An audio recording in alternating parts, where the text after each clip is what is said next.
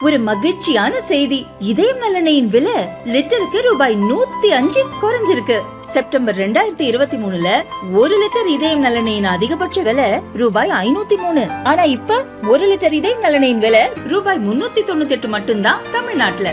அப்ப இனிமே எல்லாரும் இதயம் நலனை வாங்கலாம் இல்ல?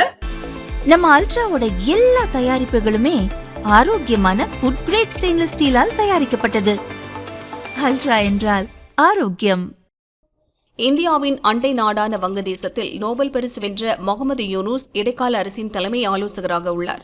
சீன ஆதரவாளரான இவர் சமீபத்தில் சீன அதிபர் ஜி ஜின்பிங்கை சந்தித்து பேசினார். அப்போது வங்கதேசத்தில் முதலீடுகள் செய்வதற்கு அழைப்பு விடுத்தார். இந்தியாவின் 7 வடகிழக்கு மாநிலங்கள் எங்களுடைய நிலப்பரப்பால் சூழப்பட்டுள்ளன. அவர்களால் வங்கக்கடலை அணுக முடியாது. அதனால் வங்கக்கடலின் பாதுகாவலனாக நாங்கள் உள்ளோம் என முகமது யூனூஸ் கூறினார். இதற்கு மத்திய அரசு கடும் கண்டனமும் எதிர்ப்பும் தெரிவித்துள்ளது. இந்தியா 6500 கிலோமீட்டர் தூர கடலோரத்தை கொண்டுள்ளது என்பதை மறந்துவிடக் கூடாது என வெளியுறவு அமைச்சர் ஜெய்சங்கர் கூறியிருந்தார். இந்நிலையில் வங்கதேசம் தன் ஏற்றுமதிகளை இந்திய விமான நிலையங்கள் மற்றும் துறைமுகங்கள் வழியாக மேற்கொள்ள வழங்கப்பட்டிருந்த அனுமதியை மத்திய அரசு நிறுத்தியுள்ளது. இதுகுறித்து வெளியுறவுத்துறை அதிகாரிகள் கூறியதாவது: இந்திய துறைமுகங்கள் மற்றும் விமான நிலையங்கள் வழியாக ஏற்றுமதியை செய்வதற்கு வங்கதேசத்திற்கு அனுமதி கொடுத்திருந்தோம். கடும் நெரிசல் மற்றும் நெருக்கடி ஏற்பட்டுள்ளதால் இந்தியா வழியாக ஏற்றுமதி செய்வதற்கு வங்கதேசத்திற்கு வழங்கியிருந்த அனுமதி நிறுத்தப்படுகிறது.